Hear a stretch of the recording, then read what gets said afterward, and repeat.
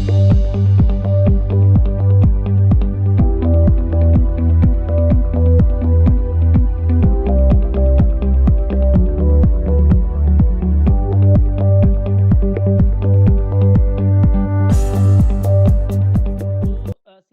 11 days, IAHC Gujarat chapter is conducting various webinars, and that these webinars were pertaining to the subject applicable to hallmarking industries. So we have conducted almost all the standards applicable to hallmarking centers, along with BIS Act, BIS rules, BIS regulations and guidelines also. And now today we have started this 17025. So first I will say something about the presenter. The presenter is Mr. AK Bhal. देखिए उनके बारे में बोलना it's I don't think it's necessary because उनका नाम ही काफी है. Gold industry में उनको करीबन सभी जानते हैं, लेकिन फिर भी मैं 2 मिनट लूंगा. By qualification, he is chemical engineer from IIT Delhi with specialization in process engineering and design. He has worked in Bureau of Indian Standards, which is national standards body of India, for 28 years in different areas like formulating standards, providing normative information and conformity assessment. He was the head of a branch office of BIS with primarily product certification activities. He was head of the Technical Information Services and started OHSMS certification as head of the Management System Certification Department. He established and managed the TBT WTO Inquiry Point for India and worked as UNIDO consultant expert for establishing and developing WTO TBT inquiry points in Bangladesh, Nepal, Maldives and Bhutan. He is a member of National Committees for Formulating Standards, that is MTD 10 Precious Metal Committee, one of the committees which he is the member of. He is trainer for management systems. He is consultant for gold testing laboratories. And as far as I know, he has already provided his consultancy services to almost more than 60% of hallmarking centers, BIS recognized hallmarking centers working at present throughout the country. He is an accreditation lead assessor for NABCB and UNFCCC for over 10 years, and peer evaluator for APAC for QMS, EMS, OHSMS, PCB, IB and GHG. He is a member of ISO PC283WG1, which is responsible for formulation of ISO 45001. So this is a brief introduction regarding Mr. Bhal, and I think we are in very good hands for these 8 days of our session for 17025. So this is all from me, and over to Bhal Saab. Now it's your turn. Thank you very much.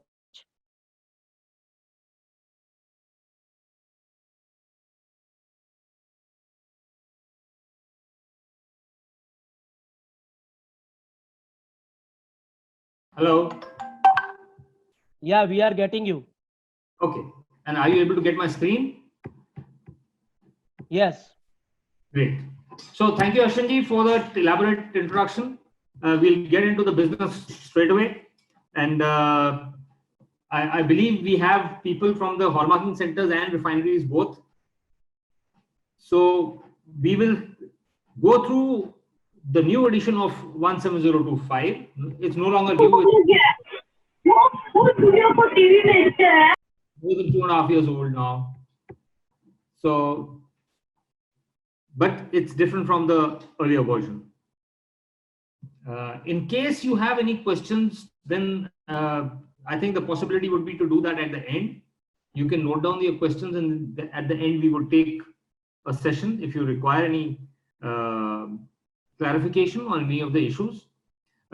Today we are going to do the preliminary part, the introduction to the standard, and basically go through the scope and the terminology, and we'll try to cover impartiality. So this standard in its present form 17025 with this number was formulated first in 1999. And this standard, when you see a standard and you see before the number a prefix, now in this case it is ISO/IEC, which means that the author of the standard, the issuing body of the standard, is ISO and IEC both. So ISO is International Organization for Standardization, और IEC जो है वो है international electrotechnical commission. तो ये standard जो है, ये दोनों ही बॉडीज जो हैं, both situated in Geneva, the sister organizations involved in standardization. Basically, there is a division of work, so together they undertake more than 90% of the standardization efforts that are going on in the world. So this standard was first published in 1995, and then there is a periodic revision, and this first revision was in 2005, when some minor changes were made. There were no major changes made, but now a change has been made, though technical requirements from the operational point of view are not so significantly different, but the structure has changed, the philosophy has changed. We'll come to that. I'll explain what the philosophy is.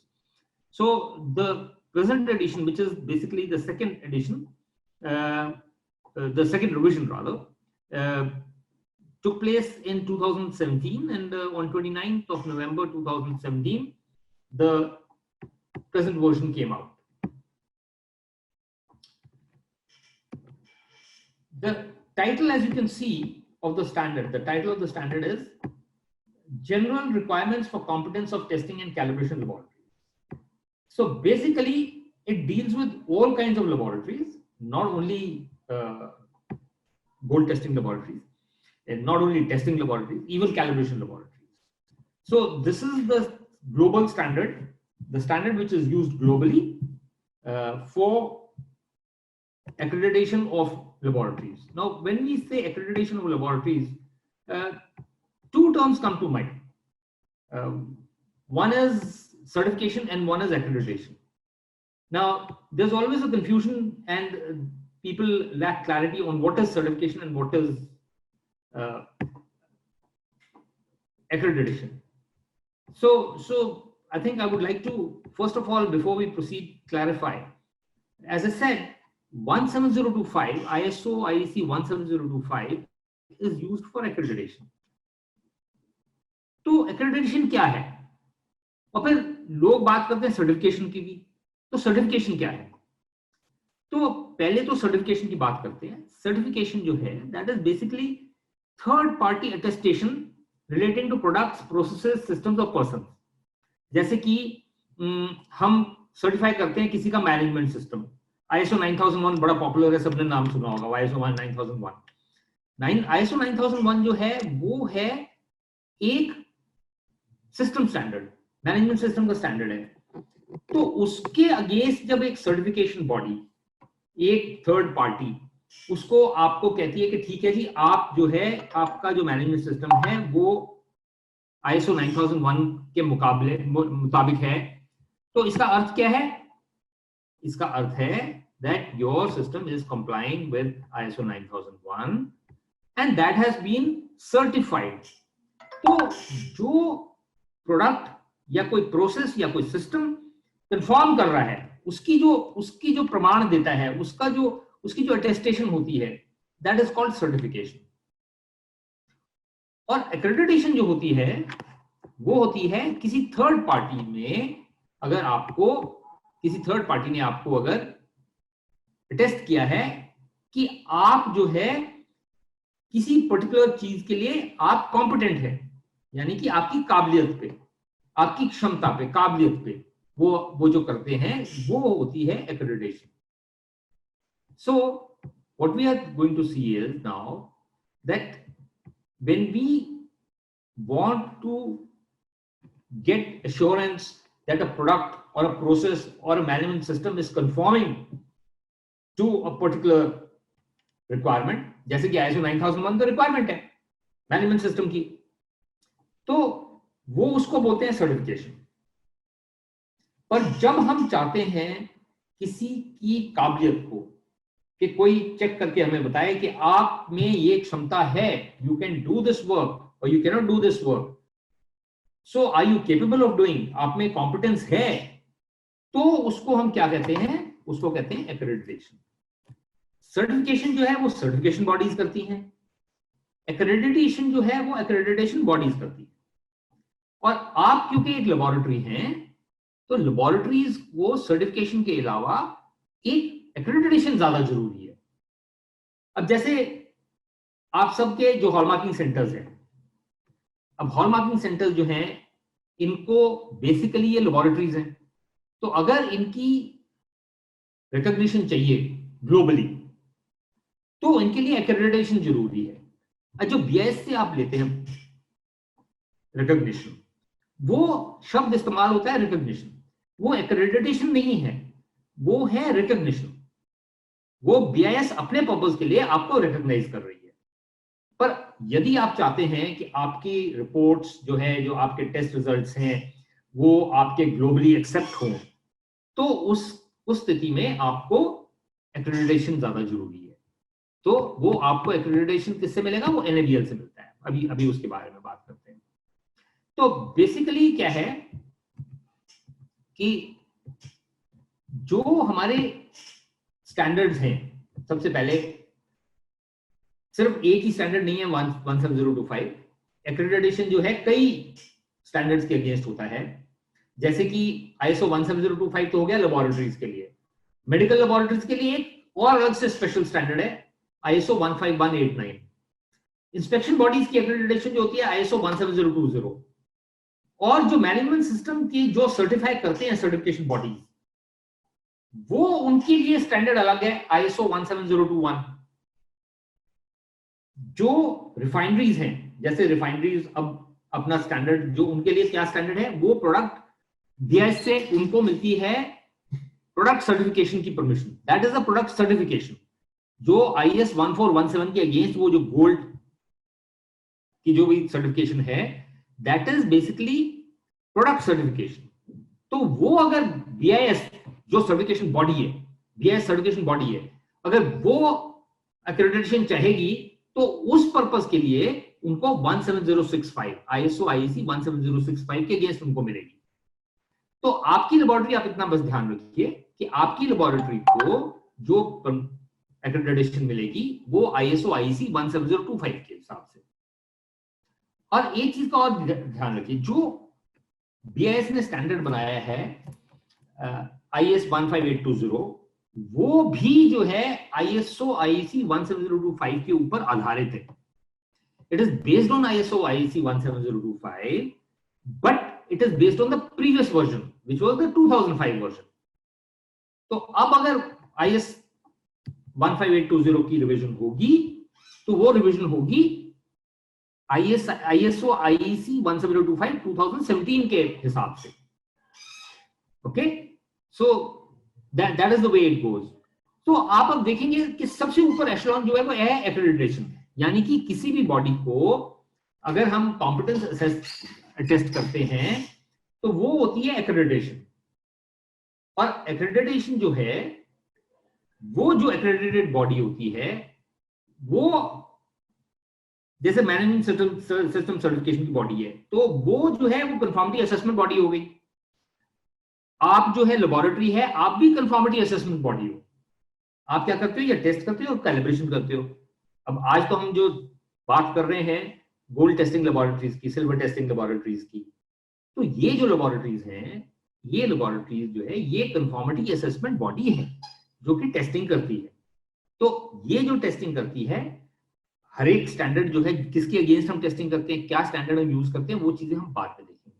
मगर अभी जो in principle है, आप इतना समझें कि आपको 17025 applicable है, और ये एप्लीकेबल है as a laboratory which is involved in testing. इसके बाद वो जो लेबोरेटरी है या कोई भी कंफर्मिटी असेसमेंट बॉडी है, जैसे आईएसओ 9001 के लिए भी बॉडीज हैं, टेस्टिंग के लिए भी हैं, इंस्पेक्शन बॉडीज भी हैं, तो वो क्या करते हैं, वो किसी प्रोडक्ट या सर्विस प्रोवाइडर जो है उसको, वो प्रोडक्ट को या सर्विस प्रोवाइडर को वो टेस्ट करते हैं। जैसे कि आप क्या कर रहे हो, आप टेस्ट करते हो, आप टेस्ट करके आप सर्टिफाई करते हो कि गोल्ड की प्योरिटी कितनी है, वो चाहे आप उसमें मार्किंग करके करो, चाहे आप सर्टिफिकेट दो। उसी तरह जो रिफाइनरीज हैं, now the refineries what they are doing is they are testing the gold and then they issue a report. In the case of hallmarking centers, a report is not required. By virtue of marking on the product, on the item, you are certifying that the product conforms to the requirements. Okay?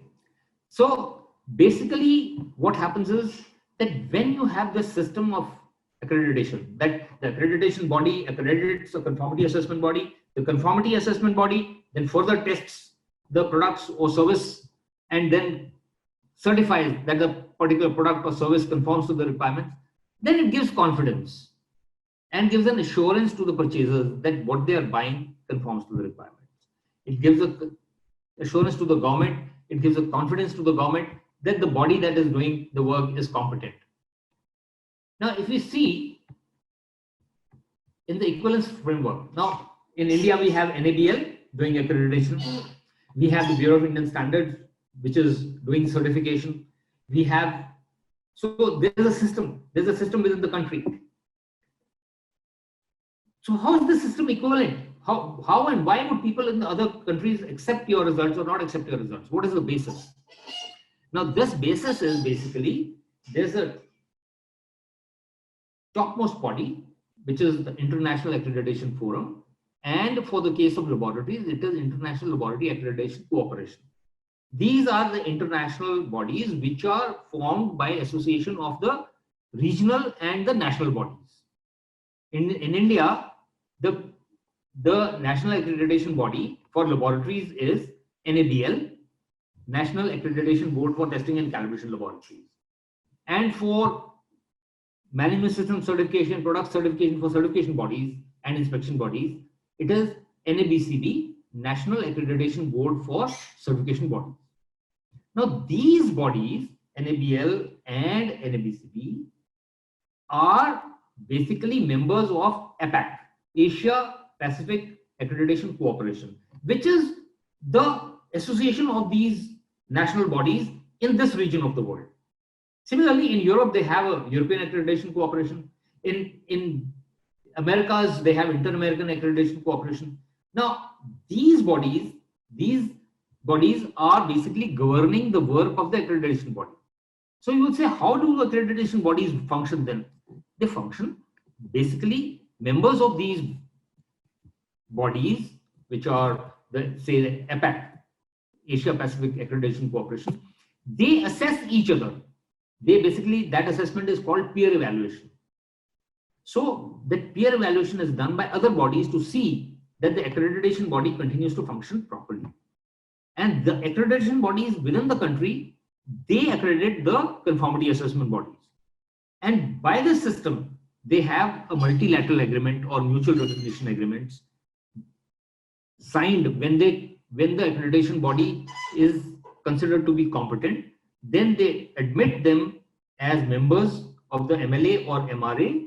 And once they sign that, then the conformity assessment bodies functioning under these or accredited by these accreditation bodies get global recognition. So if your laboratory gets accredited to ISO IEC 17025 by NABL, rest assured your test reports will be considered at par, will give the same confidence to all people in other countries also.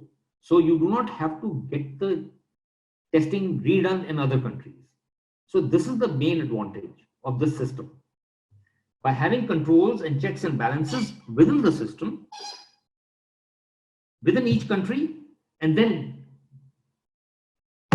through the regional bodies and then internationally, we are able to get confidence that the work being done is as per the norms. Okay? So now we come to the standard. Now this standard, in ISO, there is a system by which committees are formed and the committees make the standards. So the committees have experts from all over the world. They get together, and therefore these standards basically embody the knowledge that is available, the best practices that are available in the world. This is also a way of technology transfer to the developing countries. If people follow the standards in the developing countries, they can raise their level of competence, they can raise their level of industry, they can raise their level of testing, calibration, everything. So that is the reason that the committees that are formed give you results in the form of ISO standards, which basically give a lot of guidance. And even if they do not give explicit guidance, the fact that they give you some specification, they give you some requirements, and you comply with those requirements means that you are developing your system to achieve those, and thereby you are coming at par with other countries in the world. So this standard 17025 is being formulated by CASCO, that is the ISO committee for conformity assessment. So in this revision, as I told you earlier, there are no significant technical changes from the operational point of view. There are changes. The whole structure has changed. Everything looks different. But from the operational point of view, there are no significant technical changes. There are some changes which when we discuss the clauses, we will come to that. And in the new standard, and now, but despite those structural changes, despite those changes in the definitions, some of them, and some of the some new requirements, the laboratories which are presently compliant will not have any significant issues to comply with the new standard. Their operations will continue to be the same, similar. Not many changes have to be made. Some changes have to be made, which we will talk of. But then you do not have any significant issues. The biggest change, as I told you, is basically the structure. The structure has been completely revised. And now you have a structure which is the structure of all management systems is now similar. Basically, if you take ISO 9001 or you take 17025 or you take any standard, any management system standard, the structure will be the same. So if you have to implement a number of quality management standards or environmental management standard, or have to integrate management systems of different kinds, different types into one management system, it has become relatively easy. So this standard basically was circulated, and the processes, basically the committees make the standards, and then those standards are basically, once they're made, a committee draft is made, and this committee draft goes to only the committee members. And then there's a draft which is called the draft international standard, which goes to all the member countries for voting, and the decisions at ISO are taken on the basis of voting. So you have to achieve votes to be able to get a document published as an international standard. So this standard, ISO IEC 17025, was circulated for voting to the national bodies of both ISO and IEC. And it was approved by both the organizations. So therefore, it gets the status of being a standard which is ISO IEC, which means it is acceptable both to ISO and IEC.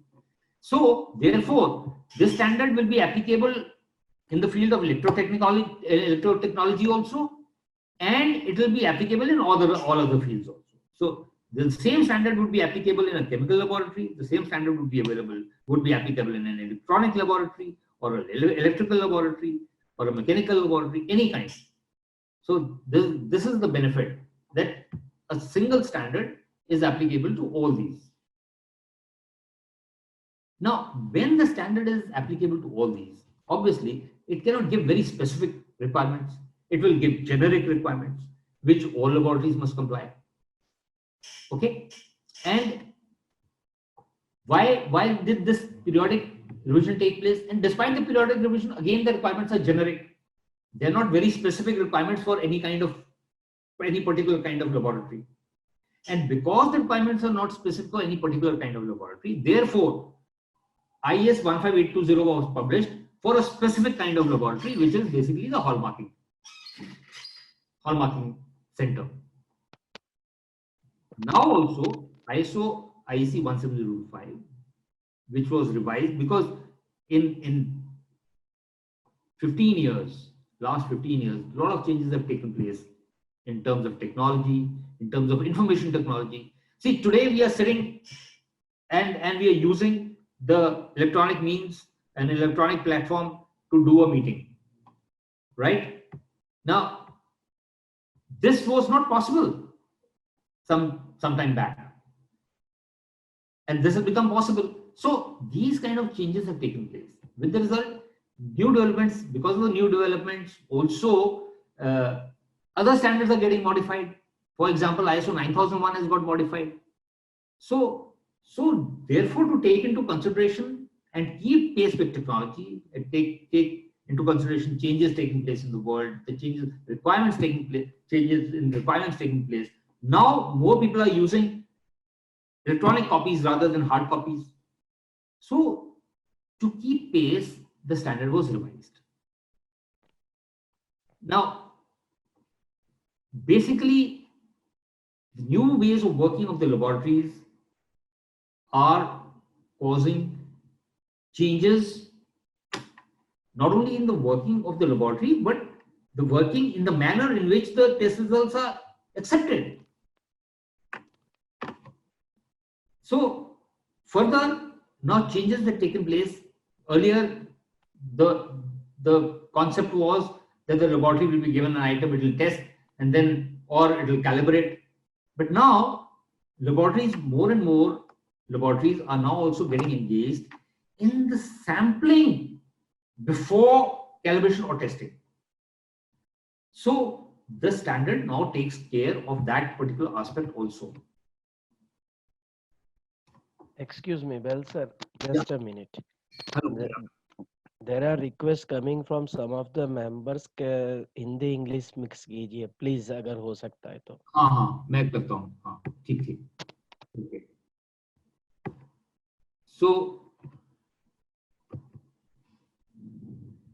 तो जो standard का नया structure है, इस structure को असल में बाकी स्टैंडर्ड के साथ जो ISO 9001 जैसे स्टैंडर्ड हैं उनके साथ इसको इसी स्ट्रक्चर के हिसाब से बनाया है, ताकि सारे स्टैंडर्ड एक ही तरह के स्टैंडर्ड एक ही स्ट्रक्चर के रहे. और जितने भी अब नए स्टैंडर्ड बनेंगे या जो भी पुराने स्टैंडर्ड अब रिवाइज होंगे, तो वो इसी स्ट्रक्चर के हिसाब से होंगे जो मैनेजमेंट सिस्टम के स्टैंडर्ड. तो वो सारे के सारे स्टैंडर्ड एक जैसे ही होंगे. और इससे क्या होगा कि इससे जब आप कोई अपना मैनेजमेंट सिस्टम को इंटीग्रेट करना चाहें, तो वो आपकी इंटीग्रेशन जो है आसानी से हो जाएगी. दूसरी चीज जो है, जो ये स्टैंडर्ड रिवाइज हुआ है, एक तो स्ट्रक्चर चेंज हुआ है, दूसरा अब क्या है असर फर्क ये है कि इसमें अब जो है प्रिस्क्रिप्शन बड़ी कम है. अब इसके अंदर जो है इंटेंट दिया है कि आपको ये ऐसा होना चाहिए, इस तरह से करना है.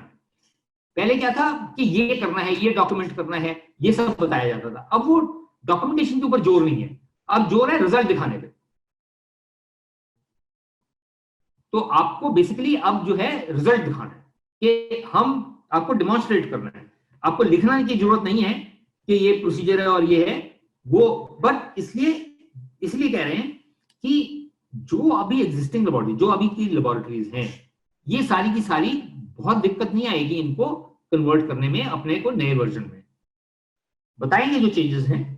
तो पर जो आपके ऑलरेडी प्रोसीजर्स बने हुए हैं, जो आपकी वर्क इंस्ट्रक्शंस बनी हुई हैं, जो आपके फॉर्मेट्स बने हुए हैं, जो आपके मैनुअल बने हुए हैं, उसको आपने रिकास्ट करना है देख के कि कोई मेरे को कोई शब्द इधर उधर तो नहीं करने.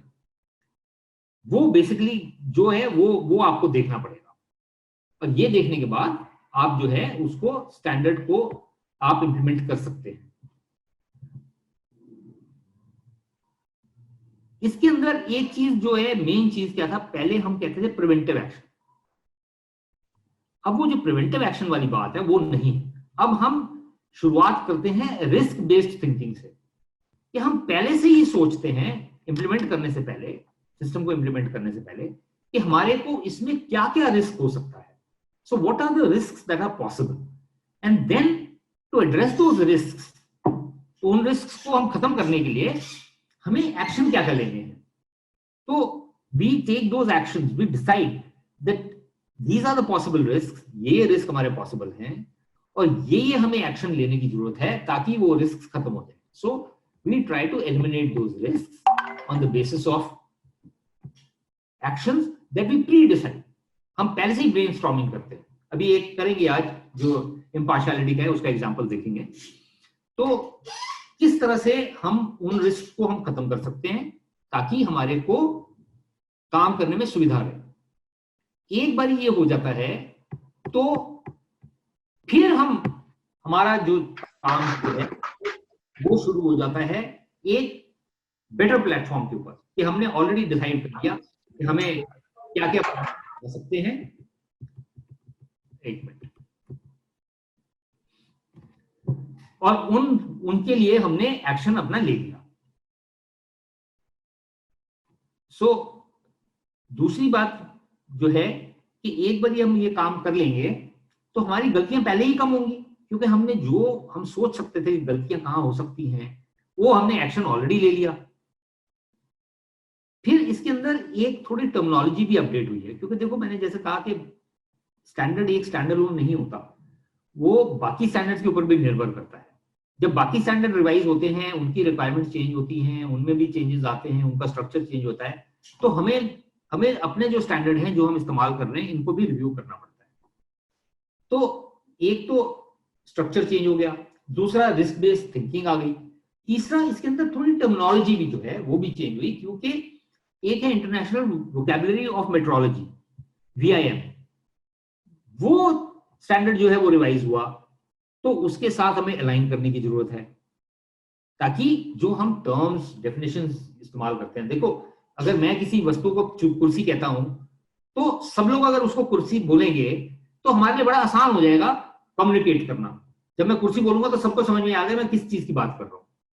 तो उसी तरह जो हमारी काम में जो आनी है टर्मिनोलॉजी यूज होनी है वो हमें यूनिफॉर्म बनानी है ताकि सब लोग एक ही पेज पे रहें, एक ही तरह से समझे बात को।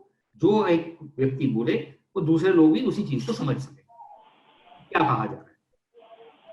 तो जो पिछला वर्जन था उसके ऊपर फिर एक तो पूरी रिक्वायरमेंट्स प्रिस्क्रिप्टिव नहीं है। प्रिस्क्रिप्टिव हम जिसको बोलते हैं जिसमें ये स्पेसिफिकली बोला जाता है कि जी ऐसे करो ऐसे करो ऐसे करो, उसकी बजाय परफॉर्मेंस बेस्ड दिया कि जी मेरे को अंत में ये रिजल्ट चाहिए।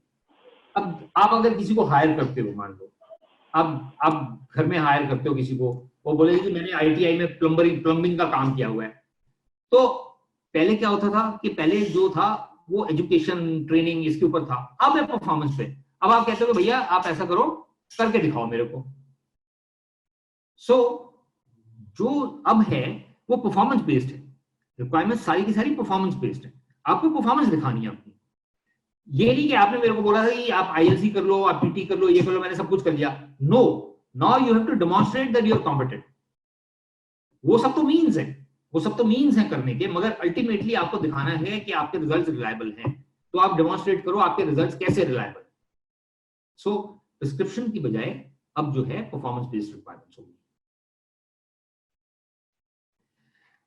पहले क्योंकि प्रिस्क्रिप्शन थी, बताता था कि ये करना है ये करना है ये करना है ये करना है, और अब जो परफॉर्मेंस बेस्ड है तो इसलिए थोड़ी फ्लेक्सिबिलिटी स्टैंडर्ड के अंदर बढ़ गई है। पर मैंने जैसे कहा कि आपके जो प्रोसेसेस बने हुए हैं, जो आपके डॉक्यूमेंटेड प्रोसीजर्स हैं, इंस्ट्रक्शंस हैं, फॉर्मेट्स हैं, आप उनको जारी रखेंगे। हालांकि स्टैंडर्ड में कोई रिक्वायरमेंट नहीं है, और तो और कहीं पे भी आप पढ़ लो स्टैंडर्ड के अंदर मैनुअल की भी रिक्वायरमेंट नहीं है,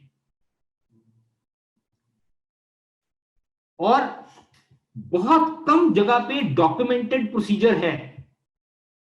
प्रोसीजर भी नहीं कहता, वो डॉक्यूमेंटेड प्रोसेस कहता है, मगर वो कई जगह पे कहता है कि यू विल डेमोन्स्ट्रेट। जब आप डेमोन्स्ट्रेट का मतलब ये है कि आपने कैसे किया वो दिखाओगे, तो उसका मतलब है उसके रिकॉर्ड्स होने चाहिए, तो डॉक्यूमेंटेड होंगे। सो इसलिए अपने प्रोसीजर्स, अपनी वर्क इंस्ट्रक्शंस और अपने फॉर्मेट्स, अपने मैनुअल वगैरह को आपने फेंकना नहीं है। हालांकि रिक्वायरमेंट नहीं है, मगर वो आपको चाहिए होंगे दिखाने के लिए। और दूसरा, एनएबीएल की रिक्वायरमेंट भी, आई थिंक एनएबीएल 164 है या 165 है, उसके अंदर है कि आपने मैनुअल बनाना है और डॉक्यूमेंटेशन को जो आपकी है वो लिंक करना है। तो इसलिए मैनुअल तो बनेगा, और मैनुअल के अंदर आपके जितने भी डॉक्यूमेंटेशन है उसका लिंकेज भी आएगा। अभी भी जो आपके मैनुअल बने हुए हैं उनमें लिंकेज है, तो वही लिंकेज वैसे ही रहेगा। सिर्फ जो है स्ट्रक्चर आपके मैनुअल का चेंज होगा, और जो एडिशनल चीजें हैं, जो चेंजेस हैं, वो हम जैसे डिस्कस करेंगे, वो चीजें आपको चेंज करनी है या ऐड करनी है। तो दो मेन चीजें जो है रिस्क एनालिसिस की, वो मैं थोड़ा सा एक्सप्लेन करूंगा स्पेसिफिकली, क्योंकि वो एक नई चीज है आप लोगों के लिए। So to get that new thing, we will take little more time on those things so that you are able to understand.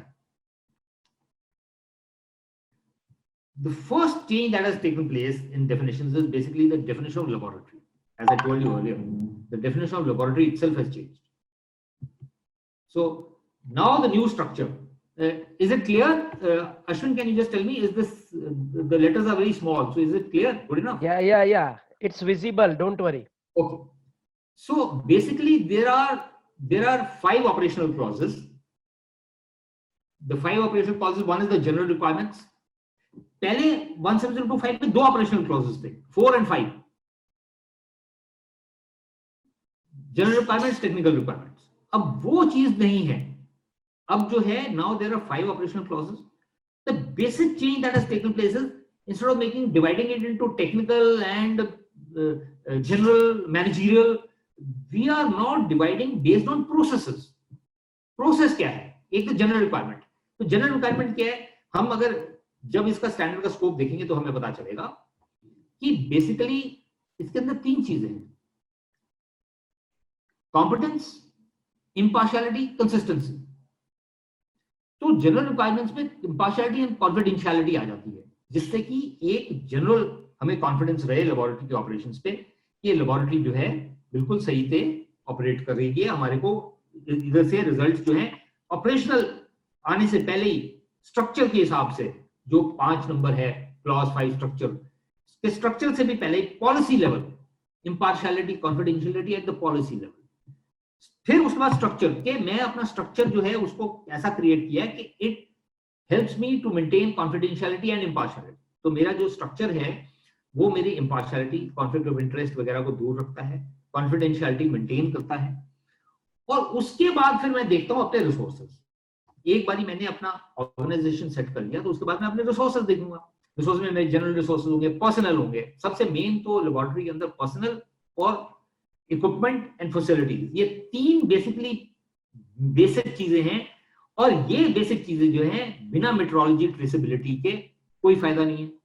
अगर मेरे पास तराजू भी अच्छा है, तोलने वाला भी अच्छा है, मैं एनवायरमेंटल कंडीशन भी मेंटेन की है, पर अगर मेरे बाट जो है, my weights, if they are not traceable to national standards or international standards, then whatever work I do is useless. It cannot be relied upon. क्योंकि जब मेरा बाट ही ठीक नहीं है तो रिजल्ट चाहे मेरे जैसे मर्जी आए, मैं cannot be confident. तो इसलिए 5वां स्तंभ जो है इसका, the 5th pillar of resources is metrological traceability. And the last one is externally provided products and services. जो मेरे को बाहर से कोई प्रोडक्ट्स, सर्विसेज वगैरह आ रही हैं, वो भी मेरे जो है, मेरी कंडीशंस ऐसी होनी चाहिए मेरे रिसोर्सेज की कि मैं उनके ऊपर रिलाय कर सकूं।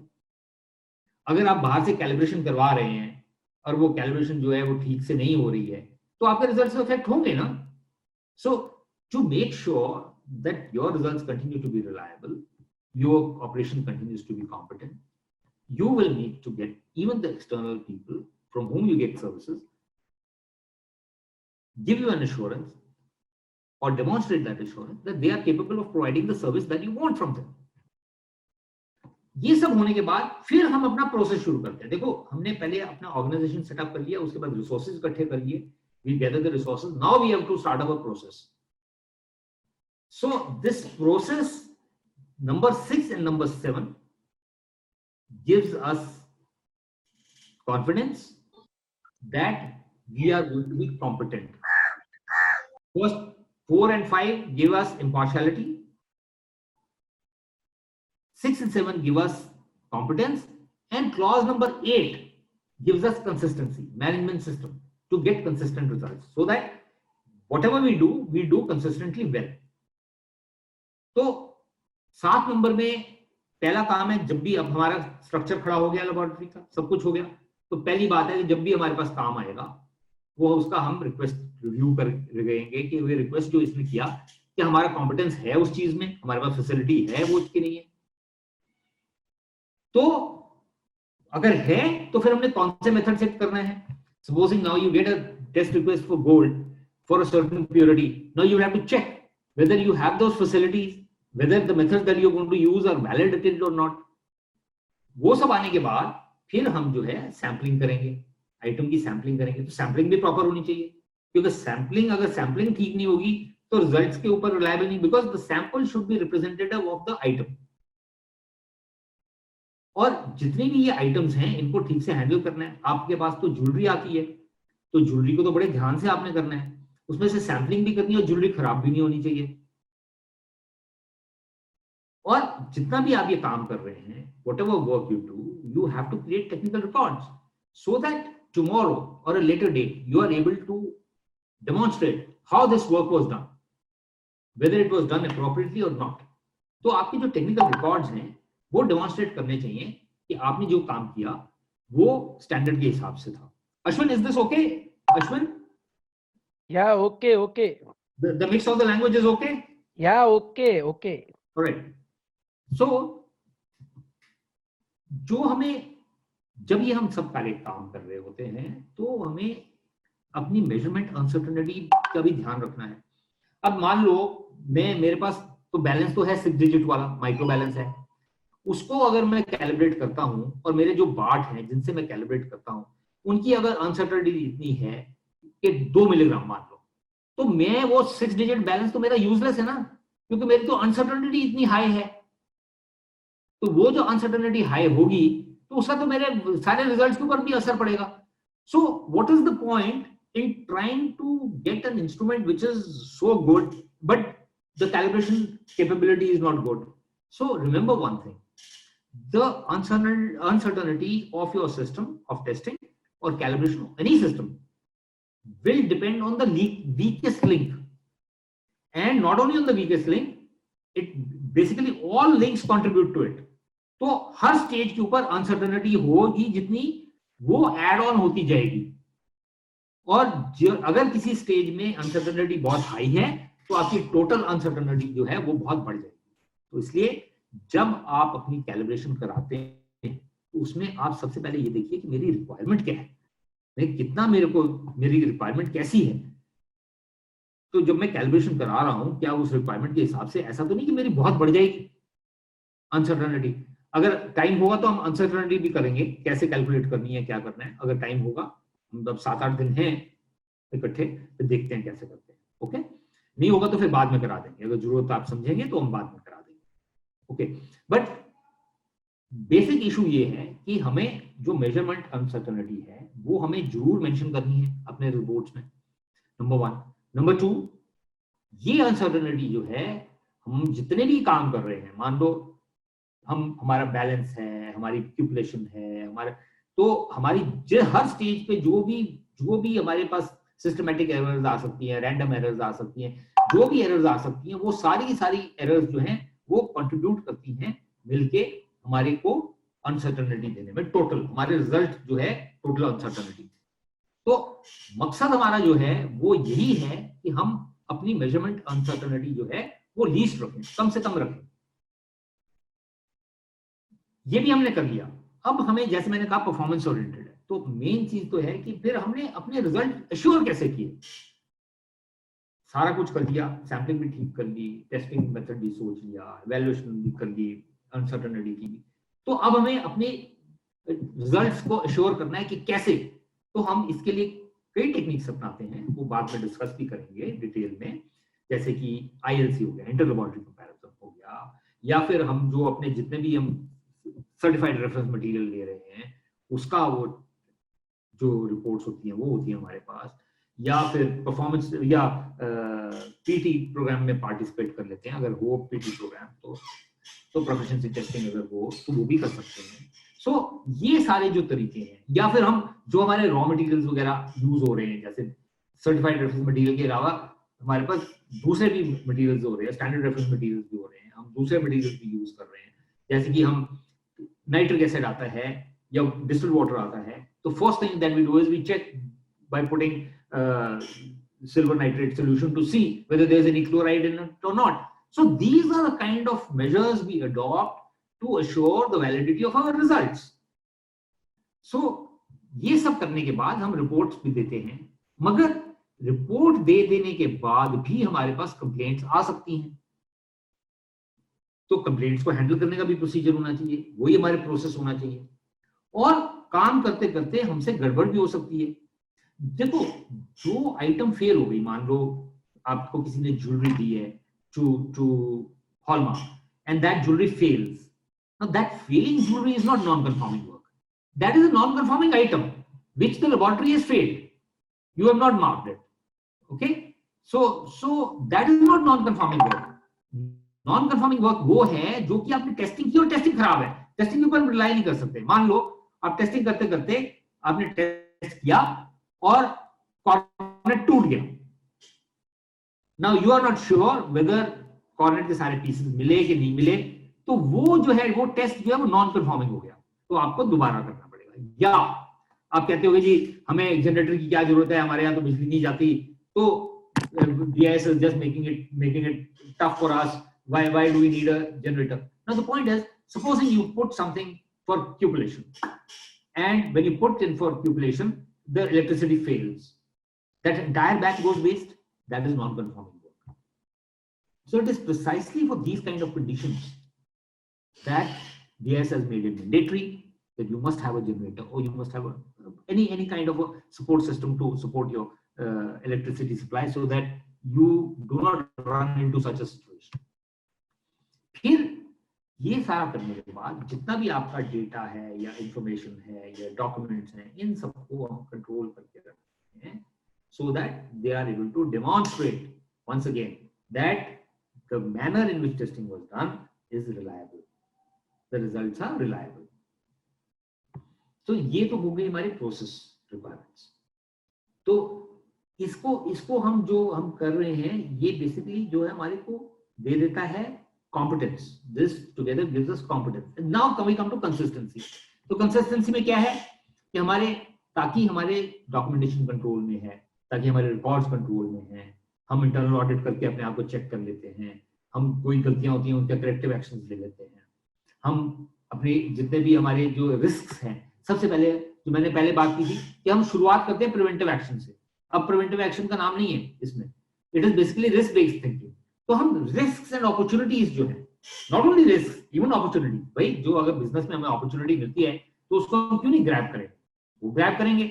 तो वो जो है that an action has to be taken to address those risks and opportunities. Risks को कम करना है, अपॉर्चुनिटीज को हमने यूटिलाइज करना है, that analysis has to be done. So we actually start working from there and then we come to these. Okay, so this is the manner. And अगर picture के हिसाब से देखें, वो मैंने आपको लीनियर डायग्राम दिखाया, पिक्चर के हिसाब से देखें कि हमारे पास आइटम भी आ रही है और हमारे पास रिक्वेस्ट भी आ रही है। रिक्वेस्ट को हम रिव्यू करते हैं कि हमारे पास सिस्टम है, उसको टेस्ट करने का हम कर सकते हैं, क्षमता है नहीं है, वो सारा। और फिर ये वैलिडेशन वेरिफिकेशन, ये हम देखेंगे अभी जब हम स्टैंडर्ड देखेंगे, इसकी टर्मिनोलॉजी देखेंगे। तो बेसिकली सिलेक्ट वेरिफिकेशन प्रोसीजर, यानी कि हमने तो वेरीफाई करना है ना, ये आइटम गोल्ड की आइटम है, ये 995 है कि नहीं है, रिफाइनरी देखेगी या हॉलमार्किंग सेंटर देखेगा 916 है कि नहीं है। तो उसको वेरीफाई करने का क्या तरीका है, that we verify that by using IS 1418 testing methods. Okay, so and then to ensure the validity of results, जैसे मैंने आपको कहा था, we have different techniques of doing it by making sure that our quality control activities are good. Simultaneously, then once we do this, we start sampling of the item, prepare that item for testing, and then we execute the testing using the method of verification that we selected. We do the testing, and in the process our technical records get generated. Whatever gets generated, that we control, that data is controlled. And this thing is done using our resources. ये हम अपने resources इस्तेमाल करते हैं और management system अपना इस्तेमाल करते हैं ताकि वो कंसिस्टेंट रिजल्ट्स हो।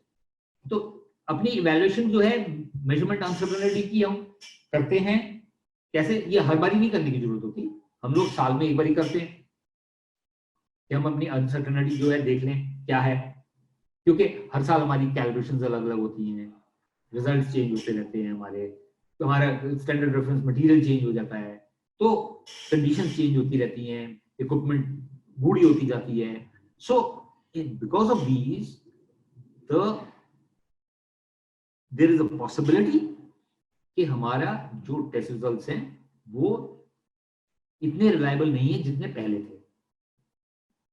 So anyway, so once we do that, then and we make a report, then we release that item and we release the test report. तो हॉलमार्किंग सेंटर में क्या है, the test report is in the form of marking. Refineries में क्या है, the test report is in the form of a document and it can also be in the form of marking. अगर जब BIS ने product certification licence दिया है और अगर आप उसको मार्क करना चाहते हैं तो प्रोडक्ट पे भी आएगा, और अगर आप रिपोर्ट जो आपकी, और प्रोडक्ट तो कैसे आएगा, आपका जो प्रोडक्शन डिपार्टमेंट है वो रिफाइनरी का उस प्रोडक्ट को मार्क करेगा based on a report, and that report will be a paper report और इलेक्ट्रॉनिक रिपोर्ट। पेपर रिपोर्ट जरूरी नहीं है, इलेक्ट्रॉनिक रिपोर्ट है, from one department to another, electronically it is communicated, it is based on a report, and that report can then be traced back to who did the work, who tested, when it was tested, how it was tested, whether it is reliable or not, based on all the measures that were taken to ensure the validity of results. तो ये सारा system जो है, चाहे वो hallmarking centre हो चाहे वो रिफाइनरी हो, उनमें दोनों में ही ये चलता है। फिर इंश्योरिंग वैलिडिटी में हम एक बड़ी मेन चीज जो करते हैं, जो कि रिफाइनरीज के केस में बड़ी इजी है, हॉलमार्किंग सेंटर के केस में थोड़ी डिफिकल्ट है, that is retention of sample. अब जो हॉलमार्किंग सेंटर है वो तो अगर किसी की आइटम रख लेगा तो वो तो ज्वेलर को एक्सेप्टेबल नहीं होगा, बट हाँ इतना जरूर कर सकते हैं hallmarking centres, and they must try to do this, that you get a bigger sample sometimes when it's possible, when the lot is big, then it's possible to draw a bigger sample, and whatever amount of sample you keep, that much you can return to the jeweler. You keep some untested sample so that you can test again, so which you can return to the jeweler in other form, gold in other form. In the case of refinery, there's no problem with the refinery in-house work, so once the refinery laboratory decides to keep 2 grams of gold, and they keep a record, so it doesn't matter because it's the same entity. But not in the case of jeweler. In the case of jeweler, immediately when you return the jewelry, you'll have to make for the weight of the jewelry that you've kept with you, the sample that you've kept with you, not the jewelry, but the sample that you've drawn. So that much gold you'll have to compensate. So you actually, the hallmarking center also doesn't lose anything. The only thing is it's a sort of an investment that your money is blocked because you're keeping some sample, some gold to be tested at a later time. So now in this standard, like in all other standards these days, there are 4 terms that are used: shall, should, may and can. तो ये 4 शब्द हैं, shall, should, may और can, जो कि आजकल सारे standards में यूज होते हैं। So ये स्टैंडर्ड जो यूज होते हैं वो शब्द, तो इनका अर्थ है, और वो अर्थ सब स्टैंडर्ड्स में सेम ही रहता है। शैल का मतलब होता है कि ये आपको जो कहा गया है उसको उसी तरह से करना है और जरूरी है करना। So shall means that it's a requirement which must be complied with in the manner in which it is stated. Should जो है, शुड जहां पे इस्तेमाल होता है, हालांकि इस स्टैंडर्ड में कोई शुड रिक्वायरमेंट नहीं है। क्लॉज 4, 5, 6, 7, 8 में शुड नहीं है किसी रिक्वायरमेंट में, सारी शैल ही है। बट अगर शुड जब वहां होता है वो इंडिकेट करता है कि एक recommendation, we can say that it is a recommendation, और we can say that this is a requirement which has to be met but can be met in other forms, you have to demonstrate कि हमने ये चीज कर ली। तो ये basically recommendation है। Should मतलब कि आपको ये करना चाहिए, स्टैंडर्ड में नहीं है, इसमें सब शैल है। मे का मतलब है permission. For example you may do this, यानी कि आप अगर करना चाहें तो आप कर सकते हैं। If you wish to do it you can do it.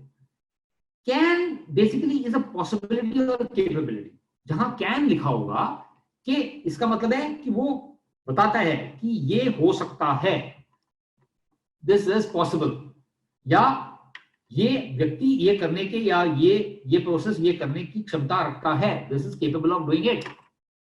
So shall is a requirement which must be complied with. Should standard में है नहीं, मगर होता भी तो भी हमें उसको कंप्लाई करना है as a considering it to a recommendation. May is a permission, आप वो करो या ना करो ये आपकी मर्जी। और कैन जो है वो केवल ये बताता है कि इसमें क्या क्या पॉसिबिलिटीज हो सकती है। So, one second, let me get back the screen to the normal size here. So, now we come to the standard. Now, this standard, अगर आप उसका scope देखेंगे, it specifies the general requirements, not specific requirements, general requirements. For 3 keyword मैंने क्या कहे थे? Competence, impartiality, and consistent operation. So, basically, this entire standard is just these 3 requirements. Ensuring competence of a laboratory which works in an impartial manner and gives consistent results. That means जो मैं आज करता हूं मैं कल भी करूंगा, और मेरे अगर आज सही रिजल्ट आ रहे हैं तो मेरे कल भी सही रिजल्ट आएंगे। अगर आज मैं एक काम करता हूं और मैं इसके लिए क्षमता रखता हूं तो मैं कल भी इस काम के लिए क्षमता रखूंगा, और बिना भेदभाव के, बिना किसी की इंफॉर्मेशन रिवील किए, बिना भेदभाव के, बिना इम्पार्शियलिटी, बिना पार्शियल हुए, इम्पार्शियलिटी के साथ मैं अपने रिजल्ट्स दूंगा। So this is what, so rest of the clauses जो भी हम आगे करेंगे 4, 5, 6, 7, 8, ये केवल इन 3 चीजों के लिए है। So just remember these 3 keywords, competence, impartiality, consistent operation. और ये जो स्टैंडर्ड है ये सब तरह की ऑर्गेनाइजेशंस जो कि लेबोरेटरी एक्टिविटीज करती हैं, चाहे वो छोटी हो चाहे बड़ी हो, उस सब के ऊपर ये लागू है। मतलब एवरीवन कैन इंप्लीमेंट इट। ये मैंडेटरी स्टैंडर्ड नहीं है, ये वॉलंटरी स्टैंडर्ड है। जो मैंडेटरी हो जाती है चीज, देखो अंतर स्टैंडर्ड में और रेगुलेशन में क्या है। एक टेक्निकल स्पेसिफिकेशन है, मान लो आज की तारीख में IS 1417 है, आज की तारीख में ये वॉलंटरी है, पर जिस दिन इसको रेगुलेशन किसी में रेफरेंस मिल जाएगा, जो कि मिल चुका है अब, जब वो इंप्लीमेंट होगा तो वो ये स्टैंडर्ड जो है ये फॉर्म बन गया रेगुलेशन। तो स्टैंडर्ड्स आर वॉलंटरी, जिनको कि अडॉप्ट करना ना अडॉप्ट करना अपनी मर्जी है, और रेगुलेशन जो है वो मैंडेटरी, उसको अडॉप्ट करना ही पड़ेगा, उसको फॉलो करना ही पड़ेगा, इंप्लीमेंट करना ही पड़ेगा। तो अब जैसे मैंडेटरी सर्टिफिकेशन हो जाएगी, मैंडेटरी हॉल मार्किंग, तो यही जो स्टैंडर्ड है वो वॉलंटरी है आज की तारीख में, ये मैंडेटरी स्टैंडर्ड वही है। तो एक बारी जब स्टैंडर्ड बन गया, वॉलंटरी है तो वो स्टैंडर्ड कहलाएगा, और जब इसको रेफरेंस मिल जाएगा और ये मैंडेटरी हो जाएगा, कंपल्सरी हो जाएगा, तो जो है ये रेगुलेशन बन गया। By virtue of becoming compulsory it has automatically become a regulation. तो ये एक अंतर, एक ध्यान रखना आपने, जब हम वॉलंटरी स्टैंडर्ड है तो वॉलंटरी है, और अगर मैंडेटरी है तो रेगुलेशन बन गया। ओके, सो ये जो है स्टैंडर्ड, ये बेसिकली क्या है, कॉन्फिडेंस देता है लेबोरेटरी के कस्टमर्स को कि भाई रिजल्ट्स जो हैं यहाँ से हमें अच्छे मिलेंगे, रेगुलेटरी अथॉरिटीज को कि जो काम होगा वो निष्पक्ष होगा, कॉम्पिटेंट काम होगा, इसके ऊपर रिलाय कर सकते हैं, और दूसरी ऑर्गेनाइजेशंस को, और जो स्कीम्स जो है पीयर असेसमेंट वगैरह करते हैं, एक्रेडिटेशन बॉडीज को और बाकी लोगों को, कि ये जो लेबोरेटरी है ये जो है कॉम्पिटेंट काम करती है।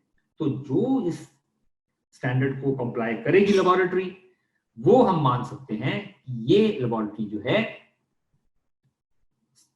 जो भी रिजल्ट्स देगी, इन रिजल्ट्स के ऊपर हम रिलाय कर सकते हैं।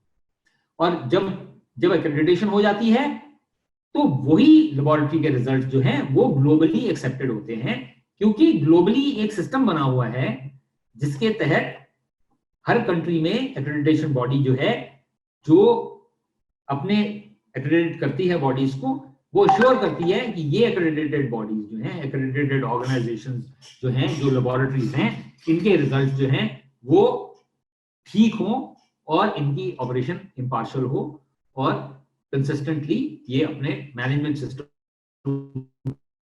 को दुरुस्त रखें, ताकि इनके रिजल्ट के ऊपर हम हमेशा रिलाई कर सकें।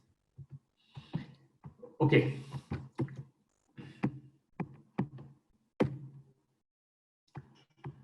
सो ये तो हो गया स्कोप।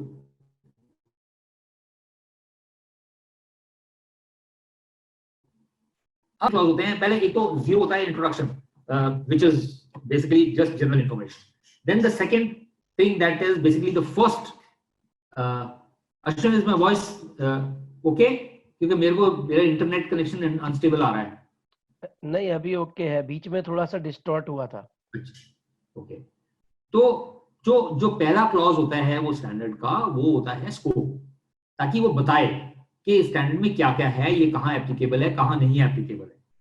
उसके बाद आ जाते हैं नॉर्मेटिव रेफरेंसेस, कि कौन से और स्टैंडर्ड जो हैं, टर्मिनोलॉजी वगैरह, कौन से स्टैंडर्ड की हम जो है इसको इस्तेमाल करते हैं, या दूसरे कौन से स्टैंडर्ड है जो इसके अंदर रेफरेंस आते हैं। और तीसरा क्लॉज जो होता है वो टर्मिनोलॉजी का होता है, वो उस टर्मिनोलॉजी का हो जाता है जो कि टर्म्स हम स्पेसिफिकली उस स्टैंडर्ड के पर्पस के लिए हम डिफाइन करते हैं। सो ये पहले तीन क्लॉज होते हैं, उसके बाद ऑपरेशन शुरू होता है। और फिर दो तरह के एनेक्शंस होते हैं स्टैंडर्ड्स में, आईएसओ स्टैंडर्ड्स में दो तरह के एनेक्शंस होते हैं। एक होते हैं नॉर्मेटिव रेफरेंसेस और एक होते हैं नॉर्मेटिव एनेक्शंस और एक होते हैं इंफॉर्मेटिव एनेक्शंस। तो जो नॉर्मेटिव रेफरेंसेस, ये नॉर्मेटिव एनेक्शंस हैं, वो नॉर्मेटिव एनेक्शंस जो हैं वो एक तरह से रिक्वायरमेंट ही है, वो कंपलसरी है, वो नॉर्मेटिव है, वो कंपलसरी है फॉलो करना। उस स्टैंडर्ड को अगर फॉलो कर रहे हैं तो वो एनेक्शन ऑटोमेटिकली वो भी फॉलो करना पड़ेगा। और जो इंफॉर्मेटिव होते हैं वो एक तरह से गाइडेंस होती है, ये एडिशनल इंफॉर्मेशन होती है जो कि जरूरी नहीं है आप फॉलो करो। तो ये एक चीज का ध्यान रखिएगा कि एनेक्शंस जो होते हैं, जरूरी नहीं है कि सारे एनेक्शंस ऐसे इंफॉर्मेशन के लिए, नहीं, आपको ये देखना है आईएसओ स्टैंडर्ड में कि जो एनेक्शन हैं, कौन से एनेक्शंस नॉर्मेटिव हैं, कौन से एनेक्शंस जो हैं वो इंफॉर्मेटिव हैं। So the informative ones are only for information, for guidance, which you may or may not follow, but you will have to follow the normative annexures. They are considered as part of the requirements. Okay? So दूसरी चीज ये है कि जब किसी standard का reference दिया जाता है दूसरे स्टैंडर्ड में, मान लो जैसे इसमें हमने दो नॉर्मेटिव रेफरेंस दिए हैं। एक है टर्मिनोलॉजी का इंटरनेशनल वोकैबुलरी फॉर मेट्रोलॉजी, जिसको VIM बोलते हैं, और दूसरा है ISO IEC 17000 जो कि है vocabulary and general principles. Okay, तो ये जो VIM है, VIM जो है, this is basically also called JCGM 200, not 17000, ये VIM को JCGM 200 भी बोलते हैं। वो मेरे पास ऊपर जगह नहीं थी तो मैंने यहाँ नीचे लिख दिया ब्रैकेट में। सो और इसमें आप नोट करो कि ISO IEC 17000 तो है, इसमें डेट नहीं दी हुई, वेयरएज जो VIM है वो ISO IEC गाइड 9912 2007, इसमें डेट दी हुई है। तो जब नॉर्मेटिव रेफरेंसेस में डेट दी होती है, तो जो डेट दी हुई है वही वाला एडिशन एप्लीकेबल है। यानी कि अगर ये स्टैंडर्ड रिवाइज नहीं होता, 17025 2017 में रेफरेंस दिया है हमने ISO IEC गाइड 99-12 2007 का, तो चाहे वो गाइड 9912 जो है वो अब 2020 में रिवाइज भी हो जाए, मगर इस स्टैंडर्ड के लिए वो 2007 वाला वर्जन ही चलेगा। Whereas ISO IEC 17000 is an undated reference, इसमें कोई डेट नहीं दी है, which means that the latest edition of 17000, whatever is the latest edition, that will be applicable. अभी तो 2004 है, okay, but as soon as it gets revised, the latest one will be applicable automatically. But not so in the case of Guide 9912/2007. This is the same as JCGM 200. This Guide 9912/2007. Okay? ये 2012 का है वैसे. Okay. So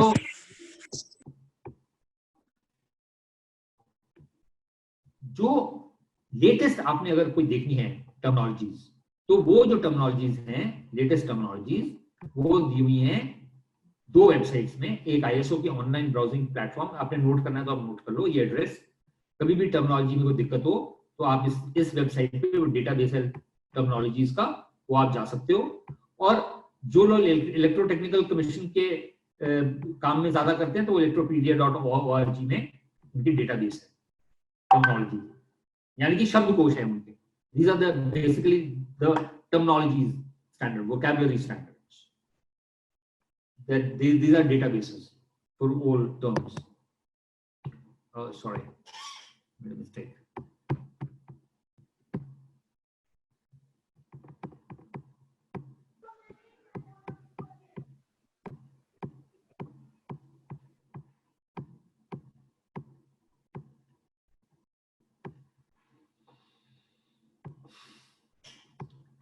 So there are basically 9 terms which have been defined in this. Apart from 17,000 and VIM, 9 और terms हैं जो कि इसके अंदर डिफाइन की गई हैं.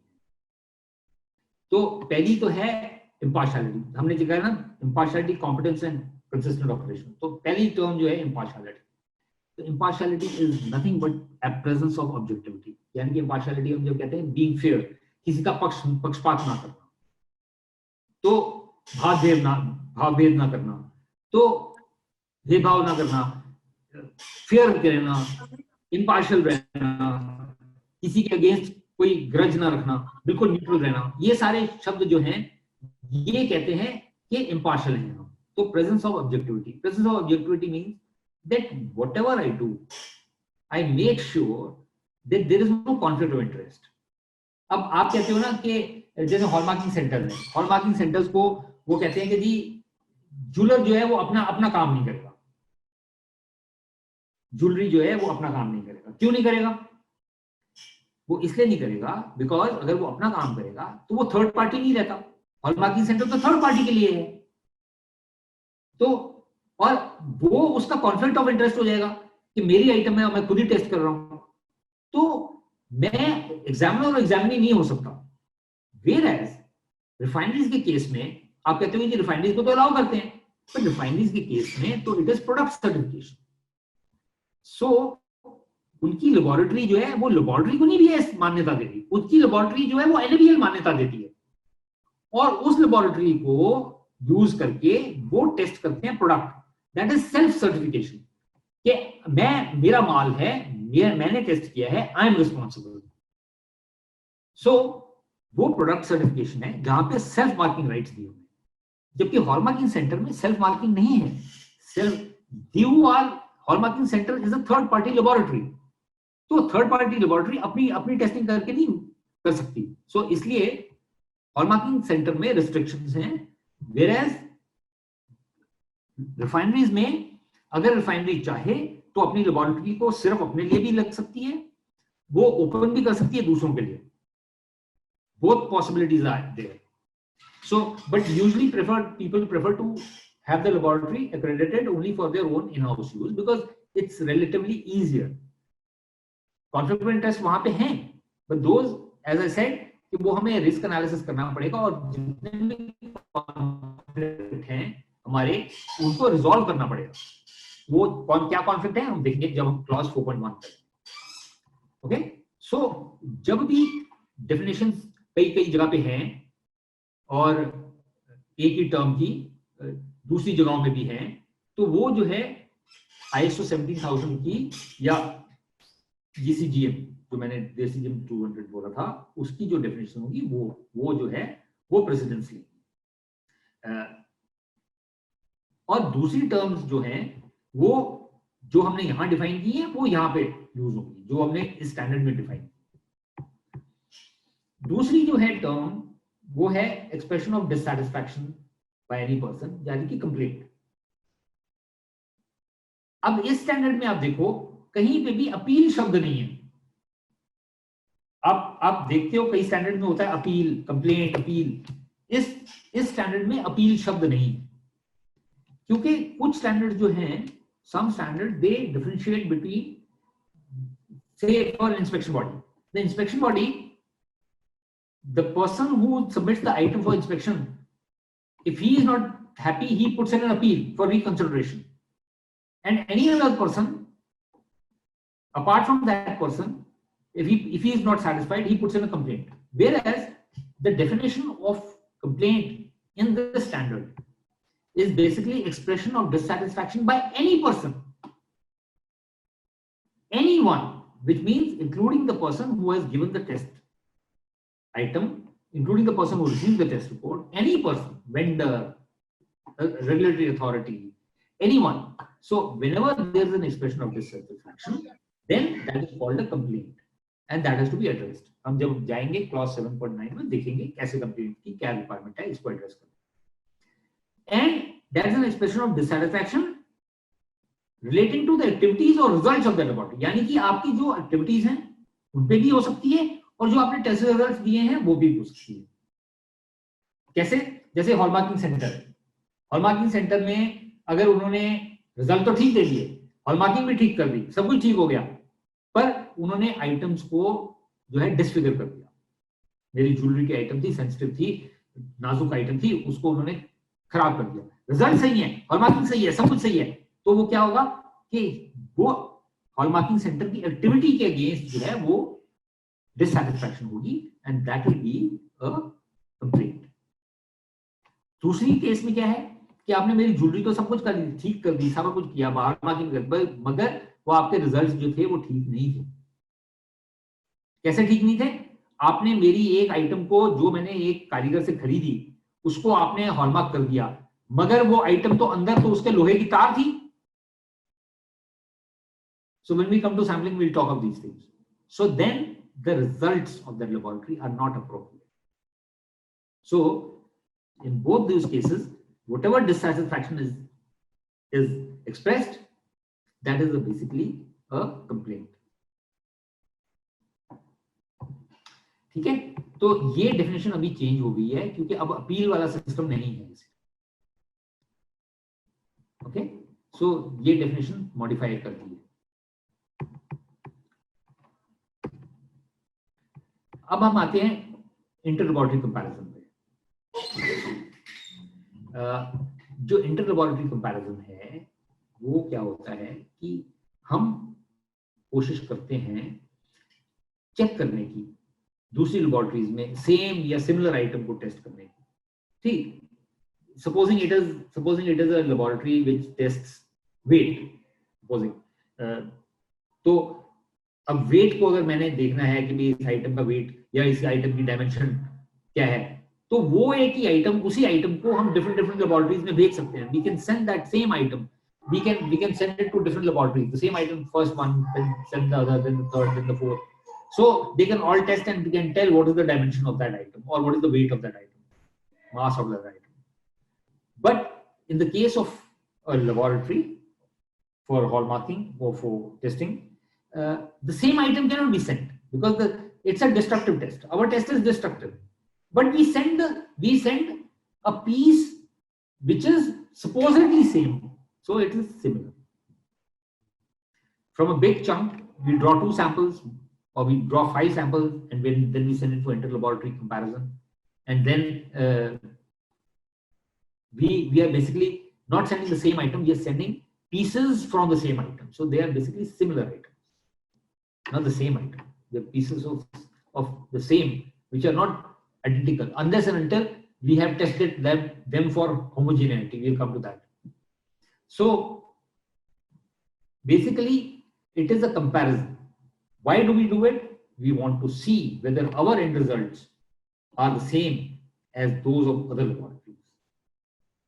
तो ये जो है performance and evaluation of measurement या performance and evaluation of tests, it is done according to predetermined conditions. तो प्री डिटरमिन्ड कंडीशंस में जैसे कि हमारा तो हम कहते हैं कि भाई हमारे टेस्ट रिजल्ट जो है ना विद इन 0.5 पीपीटी आने चाहिए सबके, तो वैलिड हो गए, और जिसका नहीं होगा 0.5 के अंदर अंदर वो जो आउटलायर माना जाएगा, ठीक है। सो वो एक उन चीजों को हम देखेंगे डिटेल में ज्यादा, but just to tell you what is inter laboratory comparison. फिर एक है इंट्रा लेबोरेटरी। इंटर लेबोरेटरी यानी कि दूसरी लेबोरेटरी के साथ, और इंट्रा लेबोरेटरी है जो मेरी अपनी लेबोरेटरी में, यानी कि अब मान लो मेरे पास एक असे करना है मैंने, और मेरे पास जो है 3 असे करने वाले लोग हैं। So I work round the clock, 24 hours I work, and I have 3 people who are doing in shifts, and I want to make sure that the results given by all of them are same. Then what do? Whatever I did with other laboratories for ILC, I do the same thing within my own laboratory. Sometimes a laboratory gives results by 2 different methods. For example, if it is silver, I have 2 possibilities, either to do by gravimetric method or do by volumetric method. So now if I want to check whether my methods give me similar results or not, I can do same within the laboratory testing comparison I can do. So to evaluate whether my different test methods give me the same results or not, or as I said, for personnel, using the same method, same equipment, everything same, to see whether the different people give the same result or not. So that is intra laboratory comparison. जो हम कह रहे हैं ना, बात की थी हमने, that we will retain some samples. So retention of samples. So that retention of samples basically is nothing but for giving us confidence that when we test the same item again, we get the same results. So that is also in a way intra laboratory comparison. जो proficiency testing है, PT, वो क्या होता है कि there is a body which is authorized to conduct proficiency testing. It makes samples which it tests for homogeneity, and it also tests for its value, and then those pieces from that particular chunk, they are sent to different laboratories, and all the laboratories they test and give the results back to that body, and then it does a statistical analysis. फिर वो सबसे result आने के बाद वो उसका statistical analysis करते हैं और बताते हैं कि किसका रिजल्ट ठीक है और किसका रिजल्ट ठीक नहीं है, ठीक है। वो फिर Z स्कोर से देख के कि भाई किसमें हमें एक्शन लेने की जरूरत है, वो सारा फिर वो एक्शन जो लिया जाता है। अगर आप कहेंगे तो ये Z स्कोर वगैरह का भी मैं आपको एक्सप्लेन कर दूंगा। If you feel there is a requirement, you can put in that request, then we will do that also, alright. तो ये स्टैटिस्टिकल एक छोटा सा ये भी कर देंगे। सो एक मैंने कहा था कि आपको वो रिस्क एनालिसिस कर, और एक ये जो है इसका अनसर्टेनिटी का, और एक ये प्रोफिशिएंसी Z स्कोर वगैरह कैलकुलेट करना कैसे करना है रिलायबिलिटी ऑफ द रिजल्ट्स के लिए। सो लेबोरेटरी का मैंने जैसे आपको बोला था कि इसमें अब डेफिनेशन चेंज हो गई है, और इसके अंदर sampling associated with subsequent calibration और टेस्टिंग भी आ गया है। तो सिर्फ जो ऑर्गेनाइजेशन कैलिब्रेशन करती है, टेस्टिंग करती है, केवल वही नहीं, वो भी है जो कि सैम्पलिंग करते हैं और बाद में कैलिब्रेशन और टेस्टिंग करते हैं। यानी कि लेबोरेटरी आज की तारीख में जाके सैम्पलिंग भी कर सकती है, सैंपल करके उस आइटम को टेस्ट कर सकती है। फिर एक डेफिनेशन आ गई है डिसीजन रूल की। वो डिसीजन रूल जो है बेसिकली कि किस तरह से आपकी जो मेजरमेंट अनसर्टेनिटी है उसको आपने किस तरह से उसको इनकॉर्पोरेट किया है अपने रिजल्ट्स में, किस तरह से उसको कंफर्मिटी, जब आपने बोला कि आइटम पास है या फेल है, तो वो जो अनसर्टेनिटी है उसको आपने कैसे लिया है। देखो पहले क्या था, पहले एक वैल्यू दी हुई थी बीएस में, अब स्टैंडर्ड में तो वही है, कैलकुलेशन मेथड वही है, मगर आइटम फेल होती थी बीएस की लेबोरेटरी में, तो इसलिए क्या किया गया, छूट दी गई कि 2 पीपीटी की हम छूट देते हैं। आपको नहीं मिली, हॉलमार्किंग सेंटर को नहीं मिली, वो छूट मिली कि अगर हमारी लेबोरेटरी में, बीआईएस की लेबोरेटरी में अगर वो आइटम फेल होती है और 2 पीपीटी से कम का अगर उसके अंदर अंतर आया, तो हम उस पर एक्शन नहीं लेंगे। आइटम तो फेल मानी जाएगी मगर एक्शन नहीं लेंगे। क्यों? क्योंकि उसके अंदर कुछ अनसर्टेनिटीज हैं। हैंडमेड ज्वेलरी है, अनसर्टनिटी रहती है, सैम्पलिंग में अनसर्टनिटी रहती है, हर चीज में अनसर्टनिटी। तो वो इस नतीजे पे पहुंचे कि अगर हो सकता है, ये पॉसिबल है कि एक लेबोरेटरी में वो आइटम का रिजल्ट कुछ आया, तो वो अगर हमारी लेबोरेटरी में आ गया, अगर 2 पीपीटी के अंदर अंदर रिजल्ट आया, तो हम मान के चलेंगे कि ये अनसर्टनिटी के कारण हुआ है। ठीक है, तो हमें हॉलमार्किंग सेंटर्स और रिफाइनरीज में हमें चिंता करने की जरूरत नहीं है, क्योंकि हमारा जो स्टैंडर्ड है IS 1418 उसके अंदर ऑलरेडी सारे जो है कैलकुलेशन और सारा कुछ, और कितना कब हमने एक्सेप्ट करना रिजल्ट, कब नहीं एक्सेप्ट करना, वो सब कुछ दिया हुआ है। तो हमारे को डिसीजन रूल बनाने की जरूरत है, वो डिसीजन हमारे स्टैंडर्ड में ही दिया हुआ है। अब आ गया वेरिफिकेशन। ये एक डेफिनेशन है वेरिफिकेशन। तो वेरिफिकेशन क्या है कि हम जो टेस्टिंग करते हैं हम क्या कर रहे हैं, बेसिकली वेरिफिकेशन कर रहे हैं कि आइटम पास है कि नहीं है, ये फुलफिल करती है जो रिक्वायरमेंट्स के नहीं फुलफिल करती, इसकी प्योरिटी है कि नहीं ठीक, कि इसके अंदर अनडिजायरेबल एलिमेंट्स हैं कि नहीं है।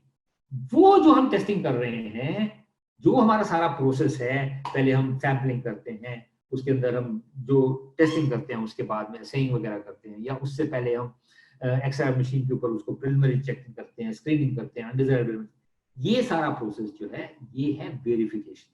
We are trying to verify whether that item fulfils the requirements और नॉट। तो हमारी ज्वेलरी की रिक्वायरमेंट स्पेसिफाइड है, तो जो लेबोरेटरी टेस्ट कर रही है वो क्या कर रही है, वो वेरीफाई कर रही है कि वो ज्वेलरी जो है वो उन आइटम्स को मीट कर रही है कि नहीं मीट कर रही है, उन रिक्वायरमेंट्स को। ठीक है, अश्विन? यस, बोलिए बोलिए। How much time do we have now today? We have now 3 minutes. 3 minutes only. Yeah. तो फिर आज हम इम्पार्शियलिटी वगैरह नहीं कर पाएंगे, चलो लास्ट एक डेफिनेशन करके फिर खत्म करते हैं। ओके। ओके, मेरी बड़ी चाह थी आज मैं इम्पार्शियलिटी भी कर लेता, बट एनीवे कल फिर। और ऑलराइट, सो जैसे कि एग्जांपल जो दिए हैं कि आपने कंफर्म करना है कि ये आइटम होमोजेनियस है कि नहीं है, तो आप क्या करेंगे, आप उसके छोटे छोटे टुकड़े जो है बार बार टेस्टिंग अलग अलग जगह से लेके आप सैम्पलिंग करके चेक करते हैं, तो डिटरमिन करते हैं कि whether the purity is the same everywhere not, and then you say that yes this is homogeneous.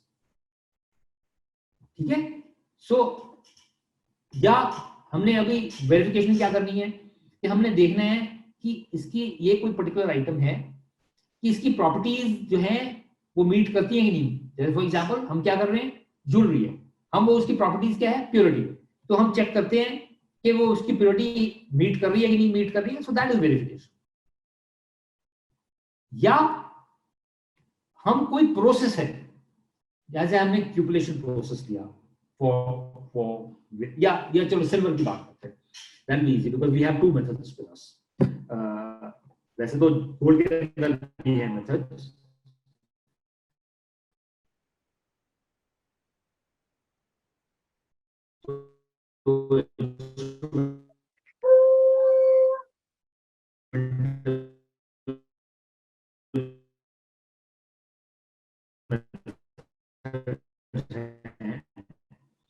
तो क्या आपकी अनसर्टेनिटी मेजरमेंट की उतनी रहेगी जितने कि आपको 4 डिजिट कांटे के साथ रहेगी?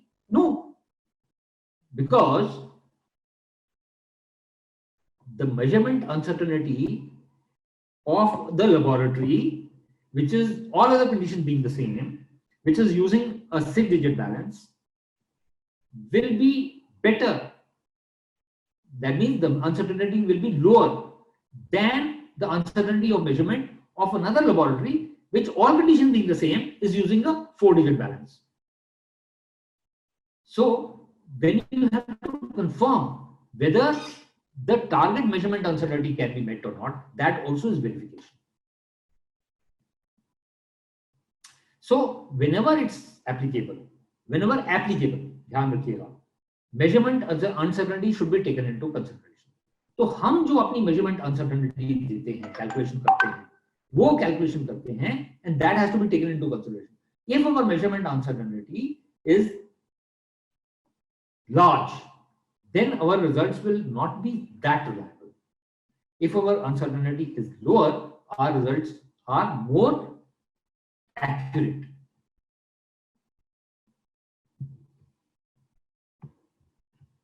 ओके, तो वही चीज है कि आपने स्पेसिफाइड रिक्वायरमेंट मीट कर रही है नहीं कर रही है, मैन्युफैक्चरर की स्पेसिफिकेशन मीट हुई है नहीं हुई है, वो चेक करना है, कुछ भी है, that is all verification.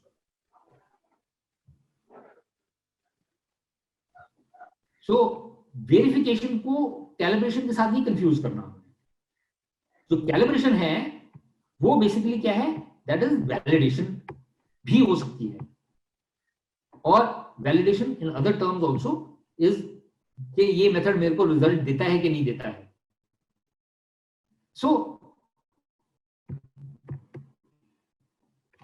Validation is basically whether the specified requirements are adequate for an intended use.